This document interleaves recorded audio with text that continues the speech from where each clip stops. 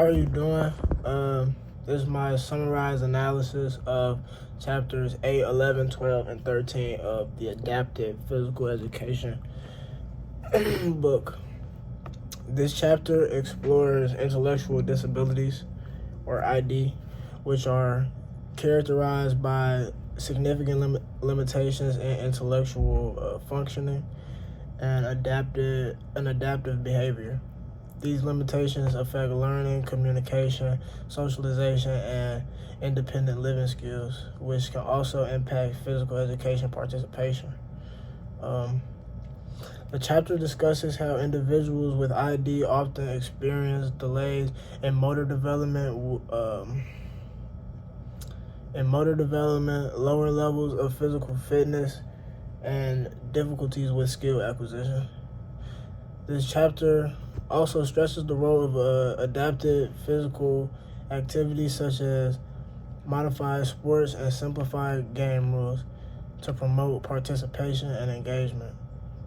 The use of clear and consistent instructions, along with visual schedules and demonstrations, helps enhance learning and retention for students with ID. In Chapter 11, the chapter examines specific learning disabilities, which affects the ability to acquire, process, and use information.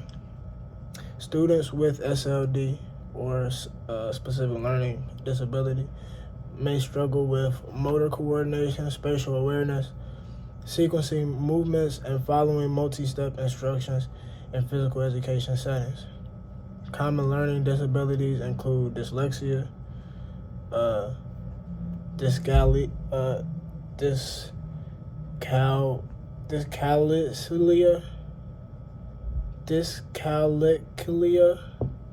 and dyspraxia.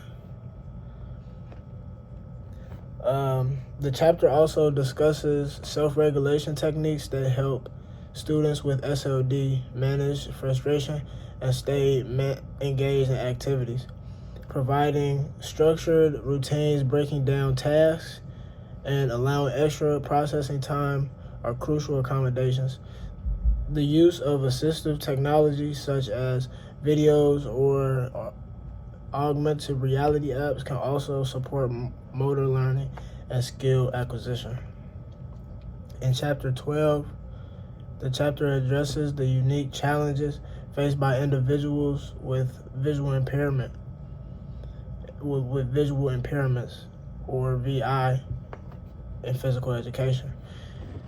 Visual impairments range from partial sight loss to total blindness and can impact spatial awareness, depth perception, balance, and movement efficiency. This chapter also explores modifications to sports and games. For example, goalball, a sport specifically designed for individuals with VI, uses a ball with embedded bills to allow players to track movements by sound. Similarly, adaptations such as brightly colored equipment, contrast enhanced boundaries, and large print or braille instructions can improve accessibility in general physical education settings. The chapter for Chapter 13, the last chapter, it focuses on the impact of deafness and hearing loss on communication and participation in physical education settings. Deafness can range from mild hearing impairment to complete loss of auditory perception. Students who are deaf or hard of hearing may rely on sign language, lip reading, hearing aids, or cochlear implants for communication.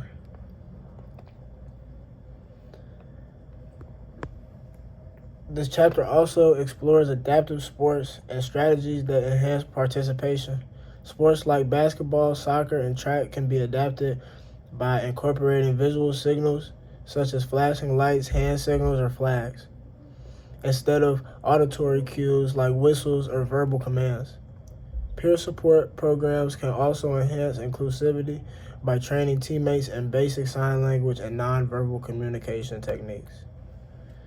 These 4 chapters highlight the importance of adaptive instructional strategies, communication techniques, and inclusive practices in physical education. Whether working with students with intellectual disabilities, learning disabilities, visual impairments, or hearing loss, educators must modify activities, use multisensory teaching approaches, and provide individualized support to ensure all students can participate meaningfully in physical activity.